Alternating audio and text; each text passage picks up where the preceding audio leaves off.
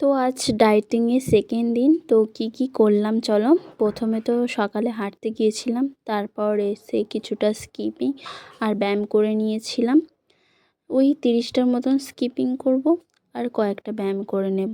তারপর একটু dry fruit খেয়ে নেব, কাজু, আমন্ড আর ছোলা, আর নর্মাল ঠান্ডা জল 1 গ্লাস খেতে হবে। তারপরে টিফিনে করেছিলাম একটা রুটি আর সবজির তরকারি, একটা ডিম সিদ্ধ। আজ সিদ্ধ হলে ভালো হয়। তারপরে স্যালাডও ছিল সঙ্গে। খিদে পাচ্ছিল বলে ওই জন্য বেশি করে স্যালাডটা করেছিলাম। দুপুরে বাড়িতে খাইনি, পাশের বাড়ি একজনের নিমন্ত্রণ ছিল, গিয়েছিলাম। তারপর বিকালে একটু হাঁটে এসে তারপরে স্কিপিং করব আবার, আর তারপরে একটু ফল খেয়ে নেব। তো ফলের মধ্যে কলাই ছিল, তো কলাটাই খেলাম। তারপর রাতে একটা রুটি, স্যালাড আর একটু আলু